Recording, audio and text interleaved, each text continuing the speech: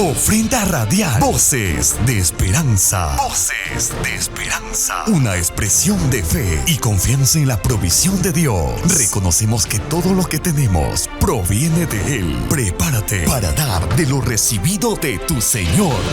Vamos a abrir nuestras Biblias en el Evangelio según San Mateo, en el capítulo 14, desde el versículo 23 hasta el versículo 32. Lo voy a lecturar en acciones de gracias al Señor. El mensaje que nos ocupará en estos momentos será: no quites tu mirada de Jesús. Y dice así la palabra de Dios. Enseguida Jesús hizo a sus discípulos entrar en la barca e ir delante de él a la otra ribera, entre tanto que él despedía a la multitud. Despedida la multitud, subió al monte a orar aparte, y cuando llegó la noche, estaba allí solo. Y ya la barca estaba en medio del mar, azotada por las olas, porque el viento era contrario. Mas a la cuarta vigilia de la noche, Jesús vino a ellos andando sobre el mar, y los discípulos, viéndole andar sobre el mar, se turbaron diciendo: un fantasma, y dieron voces de miedo. Pero enseguida Jesús les habló diciendo: tened ánimo, yo soy, no temáis. Entonces le respondió Pedro y dijo: Señor, si eres tú, manda que yo vaya a ti sobre las aguas. Y él, Jesús, le dijo: ven. Y descendiendo Pedro de la barca, andaba sobre las aguas para ir a Jesús. Pero al ver el fuerte viento, tuvo miedo, y comenzando a hundirse, dio voces diciendo: Señor, sálvame. Al momento Jesús, extendiendo la mano, asió de él y le dijo: hombre de poca fe, ¿por qué dudaste? Y cuando ellos subieron en la barca, se calmó el viento. Entonces los que estaban en la barca vinieron y le adoraron, diciendo: verdaderamente eres Hijo de Dios. Padre, en el nombre de Jesucristo, ruégote que bendigas tu palabra ahora. Permite que los corazones sean, oh Dios, preparados, y que tu Espíritu Santo, Señor, use su palabra, y sea usted, Dios, rompiendo cadenas y yugos, abriendo el entendimiento y apercibiendo nuestros corazones, para que la gracia de Dios por medio de tu palabra ingrese a cada vida y a cada corazón, y a través de cada persona ingrese a las familias, a los hogares, y tu bendición sea plena, Señor, pues escrito está: donde hay un hijo de paz, aquella paz reposará en aquella casa. Dios añada y bendiga su palabra. Cuando nosotros vemos líneas arriba, Jesucristo acababa de realizar un milagro sobrenatural. Había hecho una multiplicación de panes, y el Señor había hecho un milagro increíble. Gloria sea a Dios, porque no solamente a través de ese milagro las personas comieron y se saciaron, sino que de yapa, de encima, las escrituras dicen que le sobró 12 cestas llenas de pan. Así que Cristo había hecho un milagro, los panes se habían multiplicado, había comido toda la gente, absolutamente toda la gente, y les había sobrado 12 cestas llenas de pan. Después de ese milagro, Cristo, gloria a Dios, le dice a sus discípulos que le adelanten en el camino, porque la idea era, gloria a Dios, moverse de ese lugar, y embarca a los discípulos, y los discípulos cogen la barca y se van al otro lado de donde estaba Cristo. Pero Jesús hace algo que, gloria a Dios, debe de ser ejemplo para nosotros los predicadores. Cristo había hecho un milagro, y él no se había quedado contento con ese milagro, ni se había puesto a pensar: uy, hice un milagro, he multiplicado panes, han comido más de 5,000 personas, se han juntado 12 cestas, bueno, pues ya soy, vea, Dios ha usado mi vida, ya soy demasiado grande, o soy muy importante en la mano de Dios, por lo tanto voy a descansar. No hubo esa actitud en Jesús. La actitud de Cristo es que despidió a los discípulos, los envió al otro lado, él despidió a la gente, y cuando él estaba solo, dice la palabra del Señor, que él entró al monte a orar. El Antiguo Testamento se componía la noche de 3 vigilias que comenzaba a las 6 de la tarde y terminaba a 6 de la mañana. Cada vigilia era de 4 horas. Pero cuando hayamos ingresamos al Nuevo Testamento, una velada, perdón, no una vigilia, sino una velada, se componía ya no de 3 vigilias, sino de 4 vigilias. Así que la vigilia, la última vigilia, gloria a Dios, la 4ª vigilia, era comprendida entre las 3 de la madrugada y las 6 de la mañana. Cuando las escrituras nos dicen en el versículo, gloria sea el nombre del Señor, 25, comienza la historia así: mas a la 4ª vigilia de la noche, Jesús vino a ellos, a los discípulos, que en ese momento estaban pasando un momento durísimo, porque el mar se había embravecido, las olas habían crecido, y la barca en donde los discípulos estaba peligrando, y los discípulos pensaban que de repente la barca donde estaban ellos se podía hundir. Cuando leemos el versículo 24 del capítulo 14 de Mateo, dice así las escrituras: y ya la barca estaba en medio del mar, azotada o golpeada por las olas, porque el viento era contrario. Entonces, habían visto un milagro increíble, multiplicación de panes. Los discípulos habían visto que se habían llenado y saciado más de 5,000 personas. Los discípulos habían sido testigos de que se levantaron 12 cestas llenas. Pero cuando los discípulos se apartan de Jesús, Cristo queda en un espacio y Jesús comisiona a los discípulos que vayan por el mar y crucen al otro lado, gloria a Dios, a una zona donde tenían que llegar. Cuando los discípulos se ven solos, entonces el mar se embravece y entonces las olas se encrespan, el viento es contrario y las olas comienzan a golpear a la barca y parece que la barca se hunde. Mientras los discípulos estaban navegando, gloria sea al Señor, Jesucristo se había quedado orando. Cuando Cristo siente que es el momento de ir, la 4ª vigilia de la noche, entre las 3 y las 6 de la mañana, los discípulos están en una apretura de tal manera que cuando ven a Cristo caminar sobre las aguas, nadie lo reconoce. Nadie dice: uy, ahí viene el maestro, a pesar que han caminado y han hecho muchas cosas juntos. Sino que todos, por la situación y el momento en que estaban atravesando, todos piensan que es un fantasma. Valgan verdades, una época se hablaba mucho de duendes y de fantasmas. Yo he crecido en medio de duendes y en medio de historia de fantasmas. Así que los discípulos dicen: vemos un fantasma. En el versículo 26 dice: y los discípulos, viéndole andar sobre el mar, se turbaron diciendo: un fantasma, y dieron voces de miedo. El término voces se podría transliterar como griterío o gritos desesperados, asustados, de mucho pánico, de miedo. La barca está azotada, las olas están embravecidas, el viento es contrario, y como si eso no fuera suficiente, cuando Cristo viene caminando sobre el mar, tampoco lo reconocen a Jesús, sino que por el contrario dicen: un fantasma. Cristo entiende que los discípulos están en una situación bastante crítica y bastante peligrosa, y que probablemente quizás alguno de ellos tendría a lo mejor la tendencia a lanzarse de la barca, porque estaban azotados por el viento y encima no reconocen a Jesús y dicen: ese es un fantasma el que viene caminando en dirección a la barca. La respuesta de Cristo es inmediata. Cristo le dice a la distancia: no temáis, yo soy.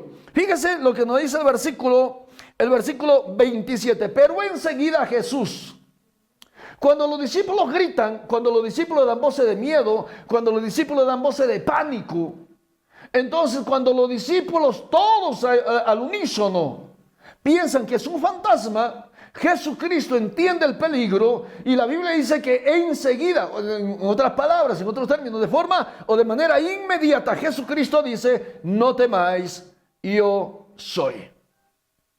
Dentro del grupo de los 12 discípulos, sabemos que Pedro era el más, el más propenso, el más impulsivo, el más donde la situación era complicada y difícil. Y Pedro le dice a Jesús: Señor, estoy ahora en el versículo 28, entonces le respondió Pedro y dijo: Señor, si eres tú, si tú eres el que está hablando, si eres tú, manda, gloria sea el nombre del Señor, que yo vaya a ti sobre las aguas. Hermanos, nadie hasta ese entonces había caminado sobre las aguas. No hay ni un solo registro bíblico de hombre alguno, profeta de Dios, ungido por Dios, que haya caminado sobre las aguas. El primero en hacerlo es Cristo. Por lo tanto, Pedro, de alguna manera, dice, bueno, Señor, si eres tú, ordena, manda, da la orden que yo vaya caminando a ti sobre las aguas. Cristo no se hizo esperar. Y Jesús le dice a Simón Pedro, le dice, ven. Pedro le ha pedido a Cristo que le permita, que le dé la orden de caminar sobre las aguas, y Cristo se da la orden, Cristo lo permite. Y la orden es demasiado escueta, es muy simple, se compone de 3 fonemas y hace una sola palabra que significa ven. Era una orden imperativa. ¿Quieres caminar? Ven. ¿Quieres andar sobre las aguas? Ven. ¿Quieres de alguna manera estar por encima de la misma naturaleza humana? Ven. ¿Quieres vencer cualquier dificultad que a los ojos humanos es imposible? Ven. ¿Quieres experimentar la grandeza y la gloria de Dios? Ven. ¿Quieres experimentar un milagro grande en tu vida? La respuesta es ven. ¿Quieres caminar sobre los problemas? Ven. Sobre las dificultades, ven. Sobre la enfermedad, ven. Sobre la necesidad, ven. ¿Qué es lo que tú quieres?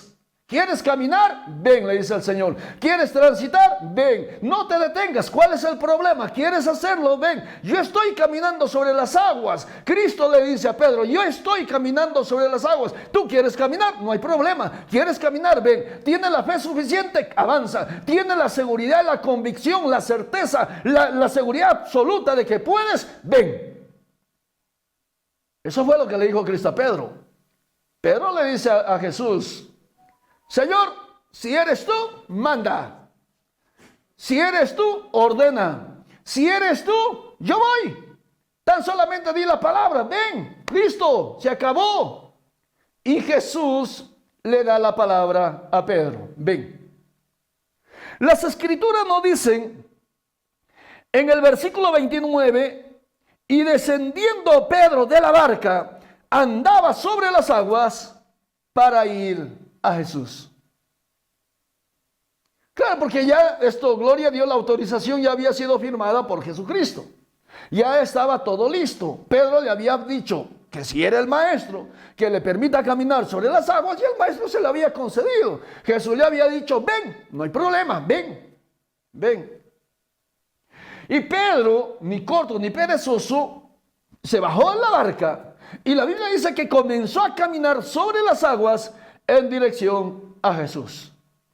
Pero un tema es, hermanos, caminar sobre las aguas sin ningún tipo de problema, sin ningún tipo de dificultad, sin ningún tipo de oposición. Es como tratar de llevar la vida cristiana cuando todo nos va bien. Todo es color de rosa, estamos bien, tenemos trabajo, tenemos economía, tenemos salud, tenemos estabilidad en el matrimonio, nuestros hijos están creciendo bonitos, fuertes, sanos, unos están acabando el colegio, otros están en la universidad, otros ya tienen los hijos profesionales y no ha tenido ningún sobresalto. Entonces yo puedo alzar mi Biblia y decir, gloria a Dios, soy cristiano. Muy bien.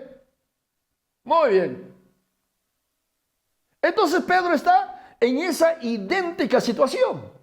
Pedro se ha bajado de la barca, que de alguna manera estaba siendo azotada y zamaqueada por las olas y por el viento que era contrario. Pedro se había identificado que efectivamente era Cristo el que estaba ahí caminando en dirección a la barca. Y Pedro estaba experimentando un milagro sobrenatural.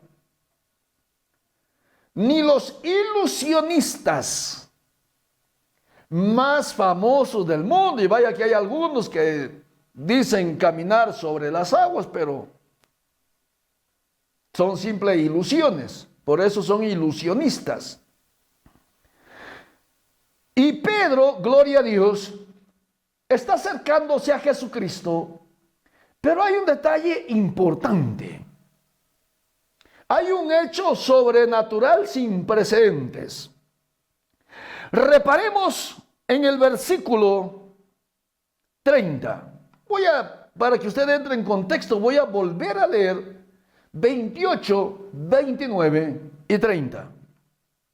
Entonces le respondió Pedro y dijo: Señor, si eres tú, manda que yo vaya a ti sobre las aguas.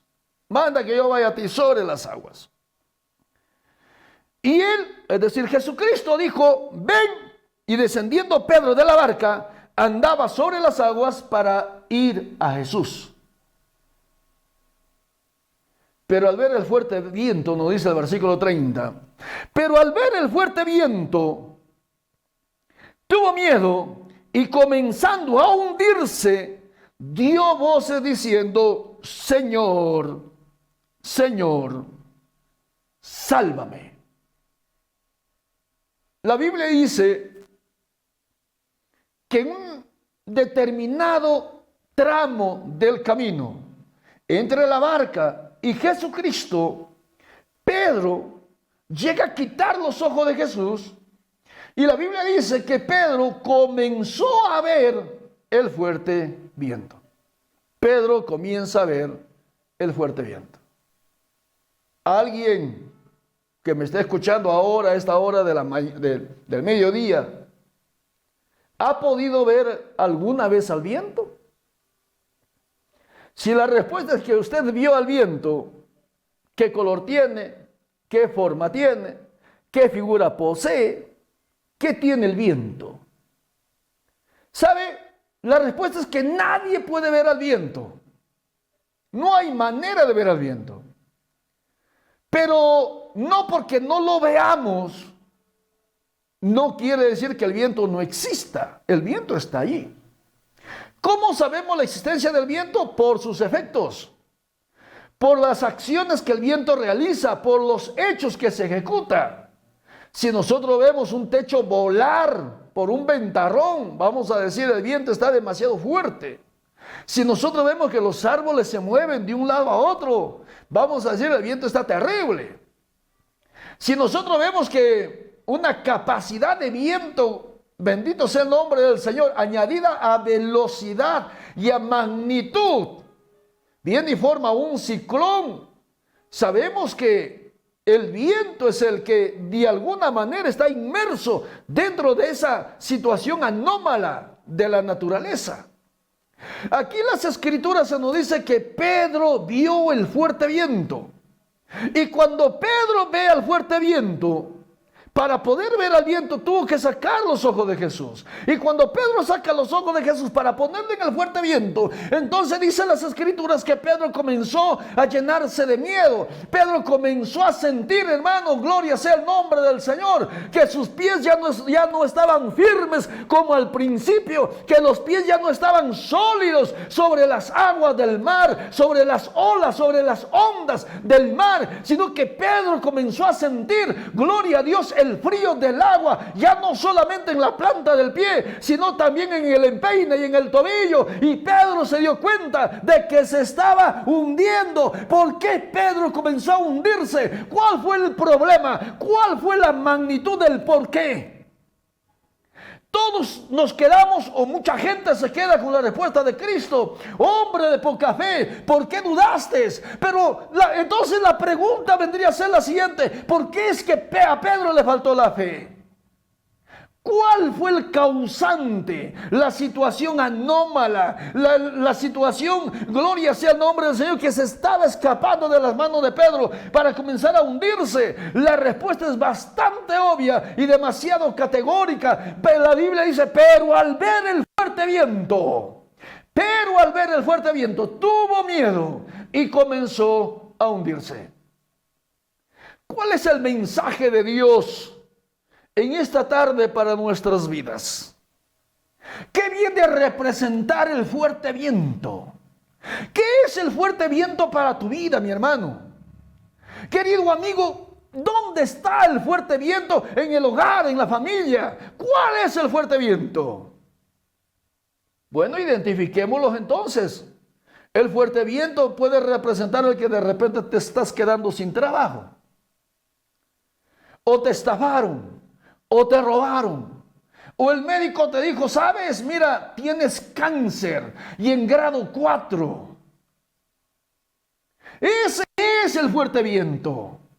Cuando de repente tu marido agarró sus 4 cosas más las pulgas que tenía ahí y se fue abandonando la casa. Ese es para ti, mujer, el fuerte viento. Esa es tu dificultad. Esa es la situación anómala que se te está presentando. Ese es el fuerte viento. Si tú comienzas a sacar los ojos de Jesucristo para comenzar a poner esto, gloria a Dios, en tu vista y en tu mente, los problemas, las necesidades, las dificultades, déjame decirte que de repente has comenzado a hundirte. Jesús le dice, hombre de poca fe, hombre de poca fe.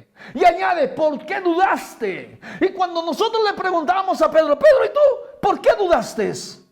¿Cuál fue el problema? ¿Por qué dudaste? ¿Sabe cuál sería la respuesta? Es que yo vi al fuerte viento. Y ese es el problema de la iglesia de hoy. La iglesia de hoy quiere que todo sea color de rosa, que todo sea una maravilla, que todo nos suceda muy bien, que todo nos vaya muy bien. Pero cuando, mis amados hermanos, comienzan a sucedernos cosas, como le sucedió a Job, por ejemplo.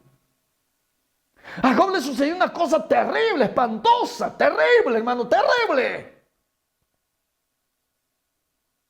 Y no a causa de Job, y no a causa del pecado de Job, y no a causa de debilidades propias de Job. No, señor, no. Sino porque Satanás le había pedido permiso a Dios. Está eso en el libro de Job 1 y 2 capítulos. Y sabes, el fuerte viento para Job representó la muerte de sus hijos y de sus hijas. Y ojalá si hubiera muerto un solo hijo, una sola hija, se murieron todos sus hijos, hermano, todos. Y la hacienda se fue al vacío. Y los criados se fueron al vacío. Y todo lo perdió Job, todo, absolutamente todo. Ese era el fuerte viento para Job. Pero Job llega en un momento extremo. En un momento, hermano, en que yo pienso que quizás cualquier persona hubiéramos naufragado. Pero Job se planta en Dios y dice, desnudo salí del vientre de mi madre, desnudo yo me vuelvo para allá. Jehová me dio, Jehová me lo quitó. Bendito sea el nombre de Jehová. Pero a veces el fuerte viento, que no es más que el aliento de un bebé. El hermano no me saludó y ya deja de ir para la iglesia. Me botaron del trabajo y reniegan con Dios. No tengo para comer hoy día. Y dicen, entonces voy a robar. Mi marido se fue. Entonces yo me voy a buscar otro marido y con yapa. Mi mujer me abandonó. ¿Dónde está Dios entonces que cuida todas las cosas? Y ese fuerte viento para nosotros terminan siendo en cosas demasiado simples, que con la ayuda de Dios lo podemos soportar. Podemos salir adelante. Las escrituras narran que Pedro hubo un trecho del trayecto que caminó sobre las aguas. Todo el tiempo que Pedro caminó sobre las aguas, la mirada de Pedro estaba puesta en Jesús. Pero el viento comenzó a soplar. Hermanos, y había mucha tempestad en medio de la mar. Y de repente Pedro daba un paso y ese paso caía sobre una ola. Y la ola le llevaba para adelante y la ola le llevaba para atrás. Y le metía a la derecha y se lo llevaba a la izquierda. Y entonces los pies de Pedro comenzaron a hacer una gelatina en el mar. Y entonces Pedro saca los ojos de Cristo para ponerlo en el momento y en la situación que Pedro está atravesando y que Pedro está cruzando. ¿Cuál es tu situación? ¿Cuál es tu problema? ¿Cuál es tu dificultad? el fuerte viento? ¿Por qué ese Israel que salió de Egipto no ingresó, de toda aquella gente que salió de Egipto, no ingresaron a la tierra prometida más que 2, y la descendencia de 20 años para abajo los que finalmente ingresaron? ¿Por qué esa generación no ingresó a la tierra prometida estando no a 40 días, sino estaba solo a 20 días de distancia, porque era una llanura la tierra prometida? No era cerro, no era nada. Ahora usted dirá, pero pastor, ¿por qué dice que estaban a 20 días si la Biblia dice de 40? Es que usted no está reparando que 40 días se demoraron entre el ir y el venir. Que si solo cuentas la ida, son 20 días, aproximadamente. Y ninguno de esa generación, a excepción de Josué y de Caleb, pudieron ingresar a la tierra prometida. ¿Cuál era el problema, hermano? Que cuando los mensajeros que Moisés envió llegaron a la tierra prometida con la misión, la única misión de ver cómo eran las ciudades, si tenían murallas, no tenían murallas, cómo eran los moradores, si eran fuertes o si eran débiles, qué tipo de armamento tenían, si eran bajos, si eran altos, y que finalmente trajeran el producto de aquella tierra. Eso era todo el trabajo de los espías. Y cuando los espías regresan donde Moisés, le dicen a Moisés: Moisés, la tierra es buena, la tierra es generosa, la tierra es productiva, la tierra es demasiado rica, es muy pingüe. Moisés, es tremenda la tierra, qué hermosura de tierra. Pero luego dicen: pero ¿sabes qué, Moisés? No podemos invadirlo, no podemos vencerlo, no podemos. Y más bien comienzan a reclamarle a Moisés: ¿para qué, Moisés, tal y cual nos has traído para matarnos acá? ¿Qué? ¿Tú no sabes que allí hay gigantes? En el libro de Números dice que ellos, cuando se compararon con los gigantes, la Biblia dice que eran como langostas. Ellos dicen, los 10 mensajeros dicen, y nosotros cuando hicimos nuestra comparación parecíamos que éramos langostas. Moisés, eres tremendo, ahora te matamos a pedradas. Y el pueblo murmuró, ya habló y criticó. Y dice la Biblia que lloraron delante de Jehová, quejándose de Dios, hermano. Cuando el fuerte viento llega a tu casita, a tu vida, mi hermanito, amigo querido, estimado amigo, ¿cuál es tu reacción? ¿Qué haces? ¿Te quedas pensando en el fuerte viento? ¿Quitas la mirada de Jesucristo? ¿O te paras firme cuando los amigos se van a causa del evangelio? Cuando el hermano ya no te invita a causa del mensaje de la palabra de Dios. Cuando sabes que el grupo que era numeroso se reduce cada vez más. ¿Qué haces? ¿Te hundes? Porque ves que te estás quedando solo, o sencillamente sigues poniendo tu mirada en Cristo.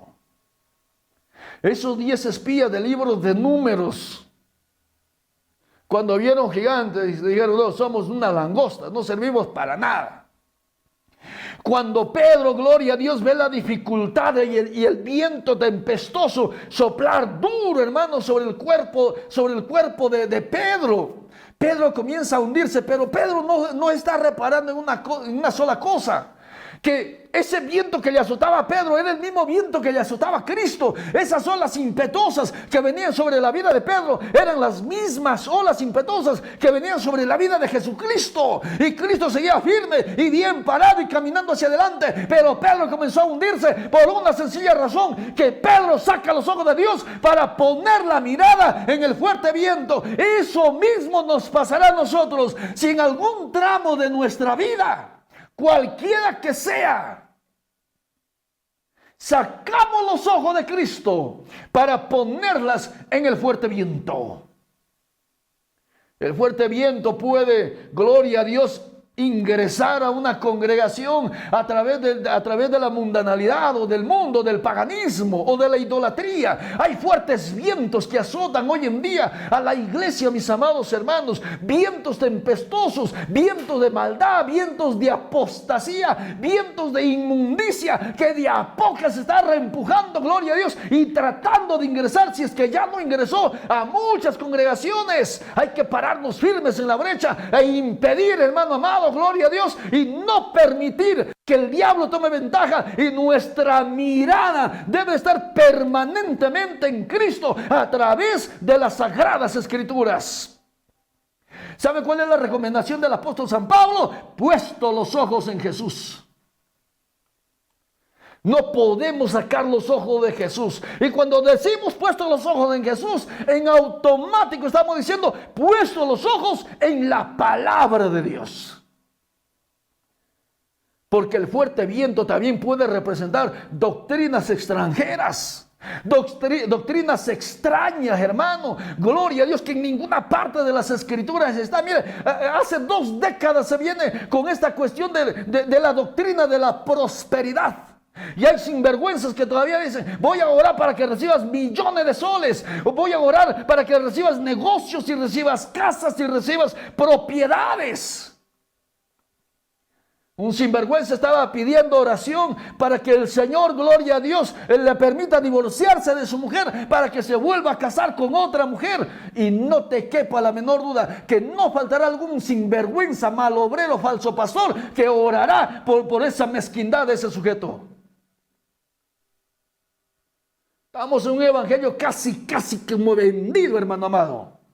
Porque son, gloria a Dios, vientos contrarios, vientos distintos que soplan en contra de la embarcación de Cristo, que se llama la iglesia del Señor. Una iglesia viva, una iglesia pujante, una iglesia que tiene que caminar en paz y en santidad, si es que un día queremos arrebatar el reino de los cielos. El Señor nunca va a modificar su palabra, nunca, porque si hay algo que a Dios le hace fiel, eso se llama su palabra. El cielo y la tierra pasará, dijo Cristo, pero mi palabra no pasará. Y Cristo va al extremo: ni una jota, ni una coma, ni una tilde, no pasará mi palabra, no pasará. Por eso, mis amados hermanos, hay la imperiosa necesidad de nunca quitar la mirada de Cristo y nunca quitar los ojos de la palabra de Dios. Estaba en la República de Bolivia y llegó un evangelista argentino. En una campaña, este evangelista se sacaba el saco, hermano, gloria a Dios, y extendiendo el saco, las primeras personas que estaban adelante se caían. Hoy, cuando alguien tumba a alguien, hermano, detrás de ese que se va a caer tiene que haber 1 o 2 estar ahí como arquero para así más o menos está así. El pastor va a orar y el otro está así. El pastor lo toca, la persona se cae, el otro está así. Y si es un gordo, hermano, un panzón, necesitan de 2 para que no se rompa la cabeza. Viento de doctrina, hermanos. Párese firme, nunca saque la mirada de Cristo, jamás quites la mirada de la palabra de Dios. Porque el día que eso suceda, entonces, como dice las escrituras, para ir terminando, gloria al Señor. Pero al ver el fuerte viento tuvo miedo y comenzando a hundirse, dio voces diciendo: Señor, sálvame. Cuando nosotros tenemos esa capacidad de reacción inmediata y nos damos cuenta de que de verdad nos estamos hundiendo, nunca dudemos de llamar a Dios: Señor, socorro. Señor, ayúdame. Señor, me estoy hundiendo. Dios, ven en mi auxilio. Señor, necesito la presencia de tu Espíritu Santo. Señor, necesito ciencia, necesito capacidad, necesito sabiduría. ¡Oh Dios de la gloria! Necesito la solución a mi problema. Me estoy hundiendo. Y la Biblia dice que Cristo inmediatamente, gloria a Dios, le extendió la mano a Pedro y haciendo de él, lo sacó nuevamente a flote. Querido hermano, vuelvo a la pregunta inicial. ¿Por qué Pedro comenzó a hundirse? La respuesta es que Pedro sacó los ojos de Cristo para fijarlo en el fuerte viento. Jehová es mi pastor, dijo David, no me faltará nada. En el Salmo 91 se nos dice, gloria sea el nombre del Señor, aunque ande en valles de sombra de muerte, no temeré mal alguno, porque tú estarás conmigo, tu vara y tu cayado me infundirán aliento. Cuando vea usted doctrinas raras, extrañas, hermano, no los copie, vaya a la palabra de Dios. Concéntrate en la palabra de Dios, porque no vaya a ser, gloria a Dios, que te vayas a hundir y no tengas reparo ni tengas remedio.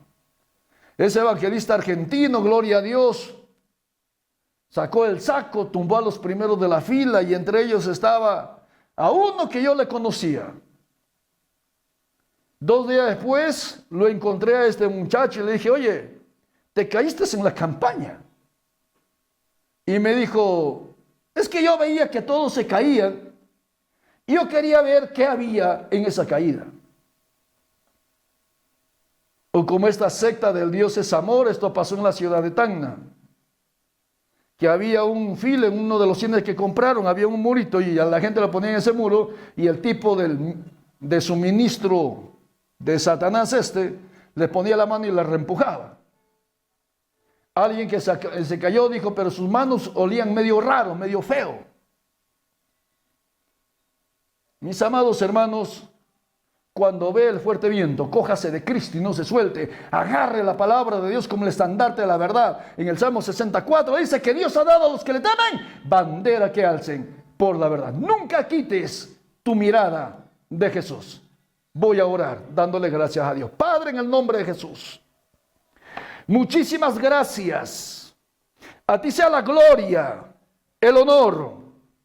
Gracias, oh Dios, en el nombre de Jesús, porque para siempre es tu misericordia, porque poderoso eres tú, oh Dios del cielo, para deshacer todas las artimañas del enemigo, y en el nombre de Jesucristo pueda dar siempre victoria. Que aunque, oh Dios, el viento sople y el mar se ponga bravo, nuestros ojos estarán pegados en la figura de Jesucristo, el autor y el consumador de la fe. Muchísimas gracias en el nombre de Jesús.